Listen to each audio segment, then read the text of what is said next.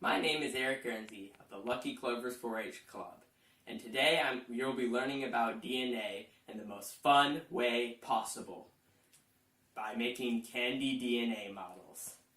First, we need gummy bears or some other type of soft candy in at least 4 different colors. Then we need many marshmallows.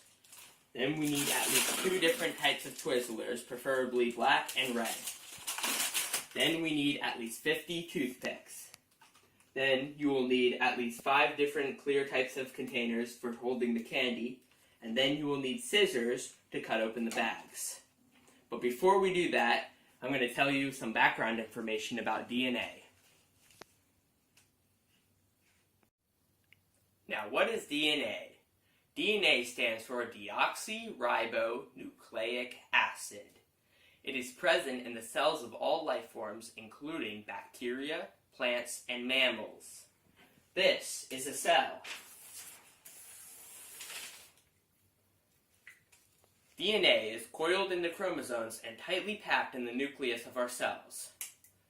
This is the nucleus. Inside of a nucleus is chromosomes. DNA is master molecule for every cell in our bodies. It serves as an instruction manual for each cell and the proteins in it. Now this is DNA. It is an uncoiled version.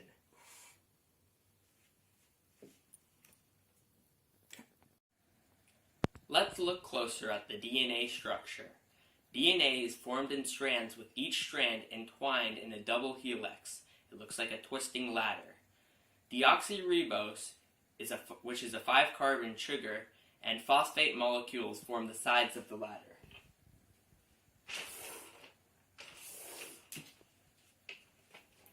Nitrogen-base pairs form the steps.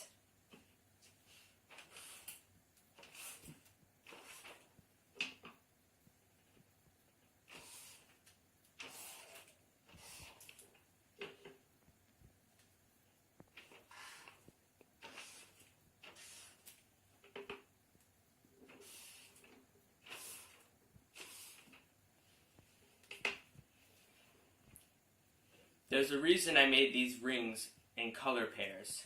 The nitrogen bases follow a special base pairing rule. There are 4 different nitrogen bases in DNA: cytosine, guanine, adenine, and thymine. The arrangement of the nitrogen base pairs determines what kind of instructions the DNA will give to the cell and what the kind of cell to become, and what kinds of protein to produce to help it work with the other cells. For example, the base pairing helps to determine whether a cell is an eye cell, a skin cell, or something else. Here are the 4 different nitrogen bases in DNA. I assigned them each a different color. You may have noticed that cytosine always connects to guanine, and adenine always connects to thymine.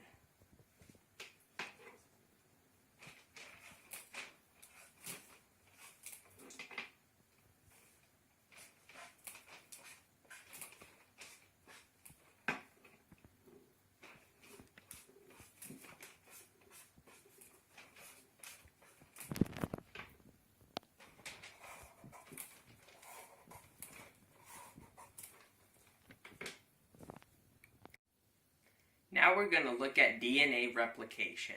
DNA replication is necessary before a cell can divide and make a new cell. In the model that I drew, there are weak hydrogen bonds holding the base parts together.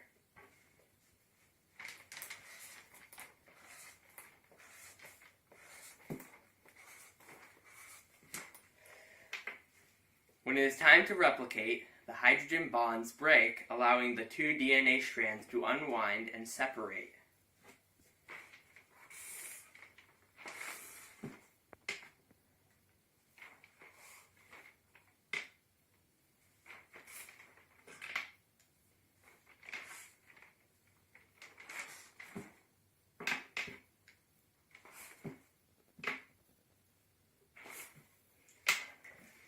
Base pairing rules allow DNA to make exact copies of itself. Each half of the original DNA still has a base attached to its sugar phosphate backbone. A new strand of DNA is made by an enzyme called DNA polymerase. It reads the original strand and matches complementary bases to the original strand. New strands attach to both sides of the original DNA, making two identical DNA double helices, composed of one original and one new strand. So, who's ready to make candy DNA models? I know I am. Let's review what we need. 4 different colors of gummy bears, 2 colors of Twizzlers, preferably red and black, mini marshmallows, scissors to open the bag, and toothpicks. First, make sure your hands and surface area are clean.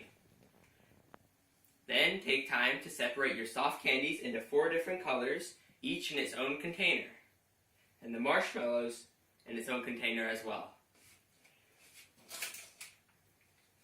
I chose blue for cytosine, green for guanine, orange for adenine, and red for thymine. Here, I have arranged my gummy bases into their separate containers along with the marshmallow hydrogen bonds. I have cytosine, guanine, adenine, and thymine. First, you will need 2 strips of licorice to represent the sugar phosphate backbone of DNA. These strips form the sides of our model. Red represents the sugar, while black represents the phosphate. A better model would have red and black alternating on each side, but to save time, I am making one side red and the other side black. We will start with just one side of the ladder and start making our rungs. The gummy bears represent the bases that make this code of DNA. Each base is separated by a hydrogen bond represented by a marshmallow. It doesn't matter in your model how much of a base you use or where it is placed in the strand as long as the bases are paired correctly. Adenine always pairs with thymine, while guanine always pairs with cytosine. In real DNA, the order does matter, as that determines what type of organism it is and how functional it will be. So let's begin.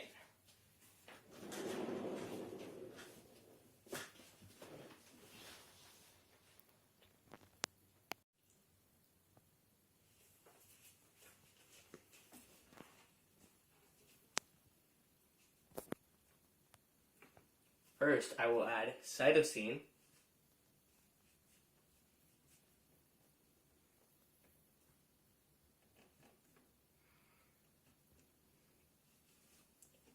then the hydrogen bond,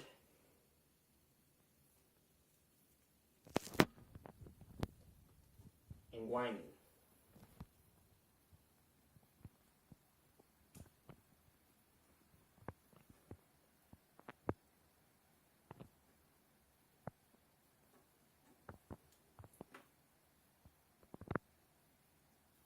Then I will add thymine,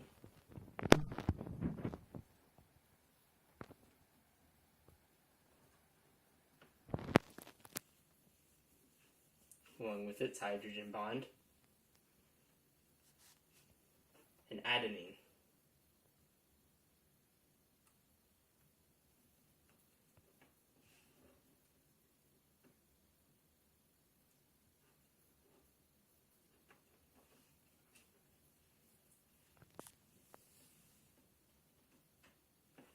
Then I will add adenine once again,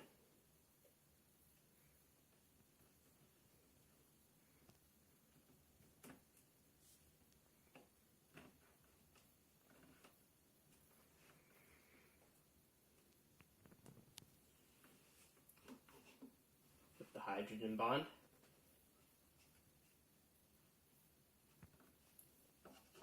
and then thymine.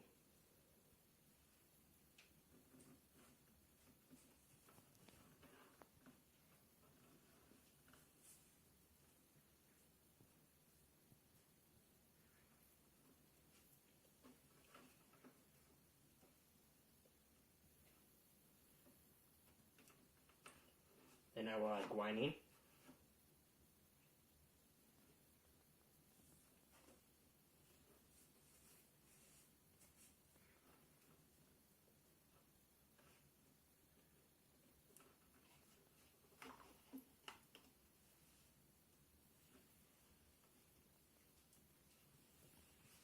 and cytosine.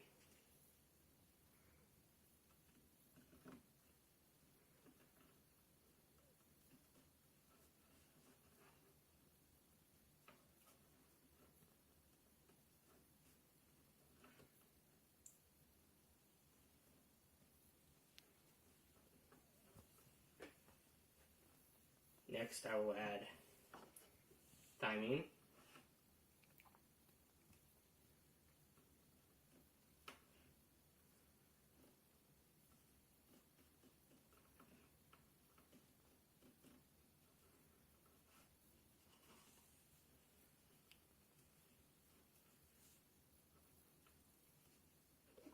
And adenine.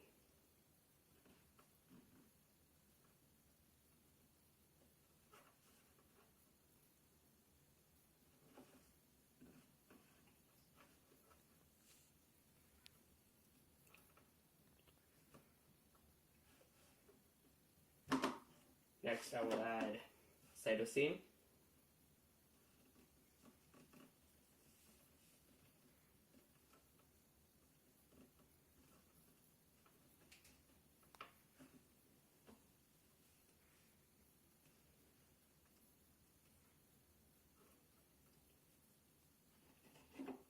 And guanine.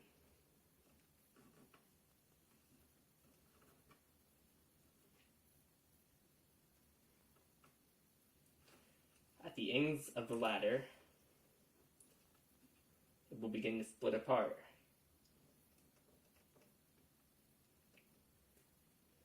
This one will include adenine,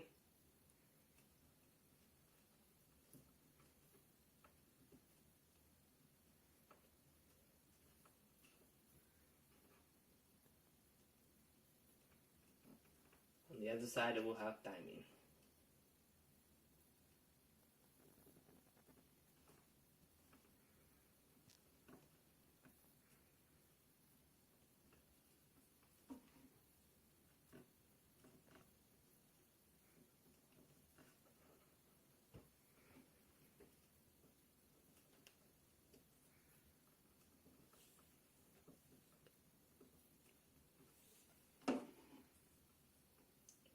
Guanine,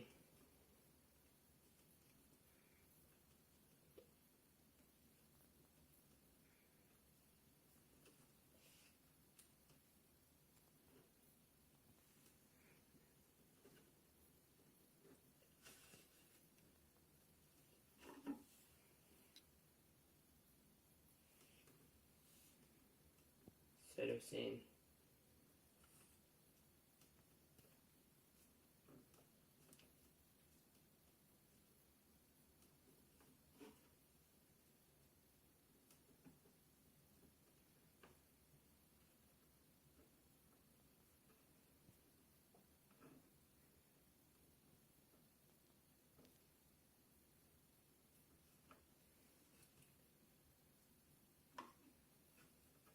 once again cytosine,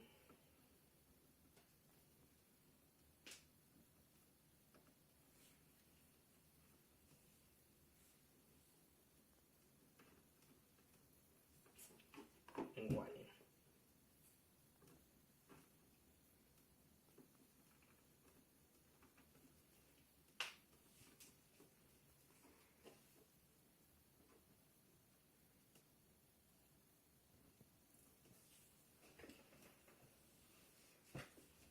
The marshmallow between the gummy bears represents the hydrogen bonds connecting the bases.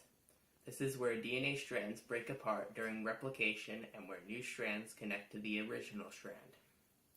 If you twist the ladder counterclockwise, this gives the DNA model its true shape.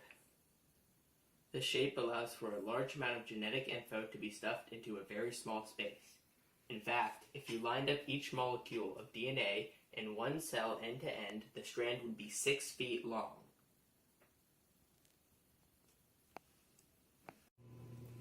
This is my DNA model. However, yours does not have to look the same as mine, as long as you pair cytosine with guanine and adenine with thymine throughout your model. To recap some features of our model, the licorice on the sides of the model represent the sugar phosphate backbone of DNA. The red licorice represents the sugar deoxyribose, and the black sections represent the phosphate groups. The gummy bears represent the bases of the code of DNA. The 4 different colors are used to represent the 4 different bases found in DNA: adenine, thymine, guanine, and cytosine. It doesn't really matter in your model how much of a base you use or where it is placed in the strand, but it is important that bases are paired up correctly. A with T and G, to A with T, and G with C. In real DNA, the order does matter, as it determines what type of organism it is and how functional it will be. The marshmallow in between the gummy bears represents the hydrogen bonds connecting the bases. This is the point at which the DNA strands break apart during replication and where the new strand connects to the original strand.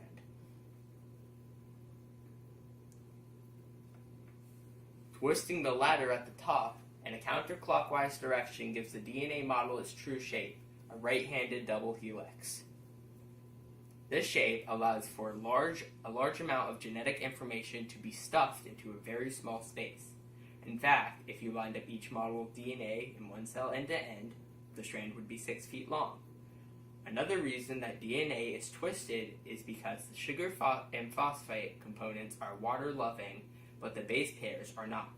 So they twist to try and stack on top of each other to avoid water in a cell. Cells contain at least 70% water.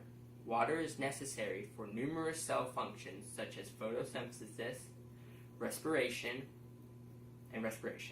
Without water, cells couldn't move, waste, and byproducts, take in nutrients, and perform intracellular transportation, functioning, and signaling.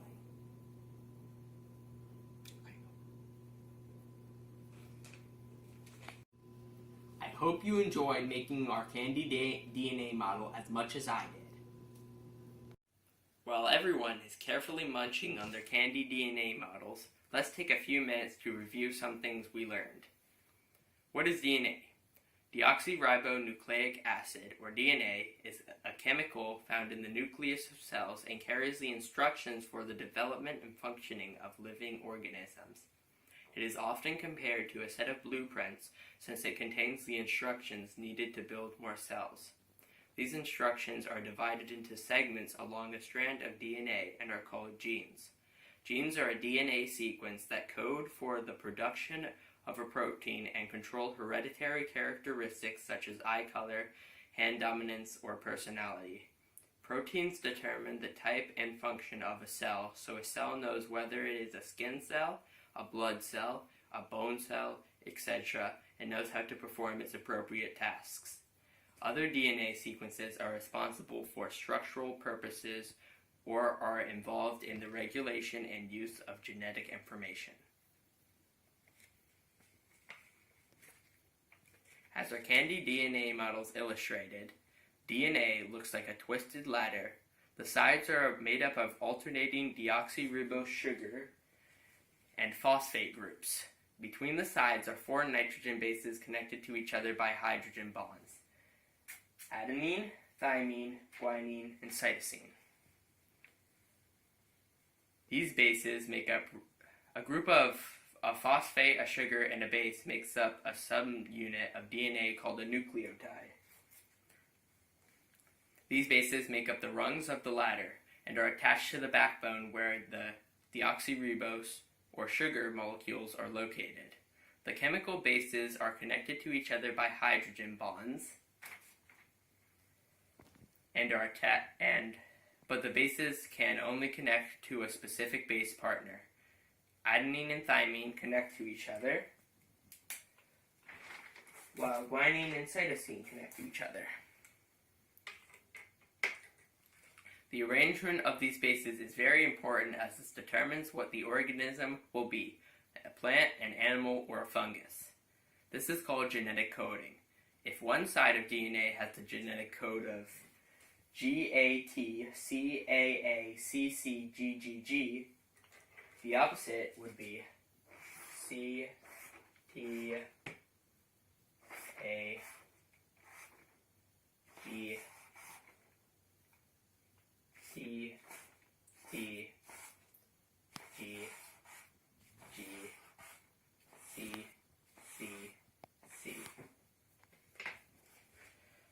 The shape of the DNA molecule is a right-handed double helix.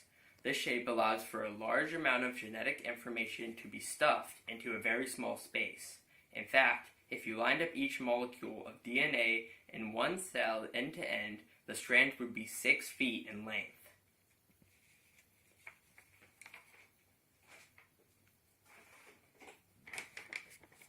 As we talked about in replication, before a cell can divide and make a new cell, it must first duplicate its DNA. This process is called DNA replication. When it is time to replicate, the hydrogen bonds holding the base pairs together break, allowing the two DNA strands to unwind and separate. The specific base pairing provides a way for DNA to make exact copies of itself. Each half of the original DNA still has a base attached to its sugar phosphate backbone.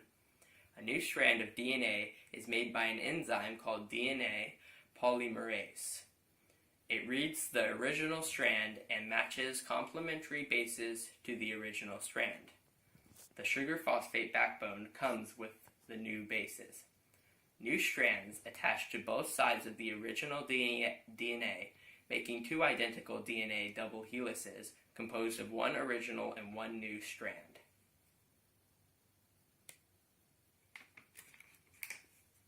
So, how is DNA used? All living things, plants, animals, and humans, pass DNA from parents to offspring in the form of chromosomes.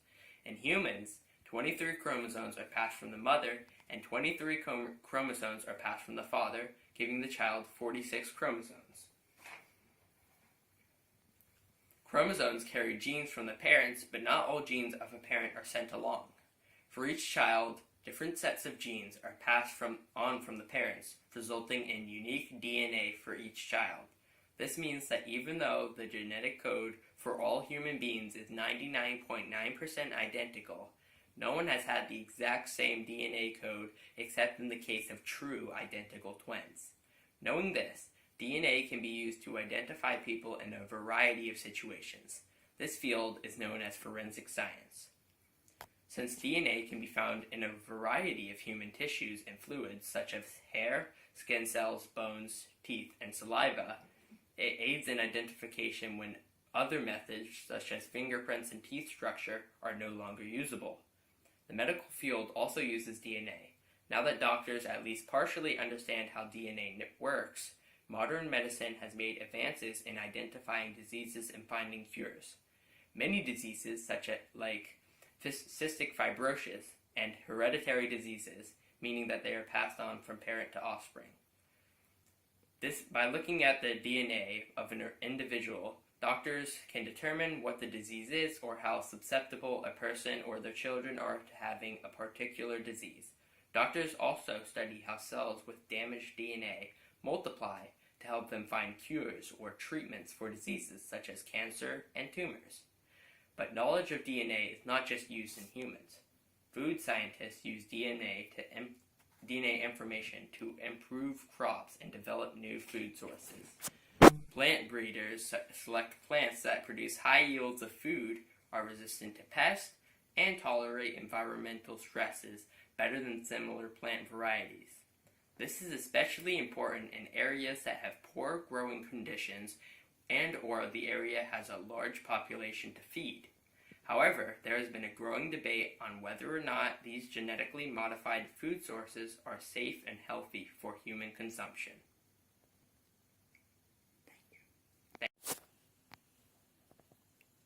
So tune in next time where we will learn to extract DNA from peas and strawberries.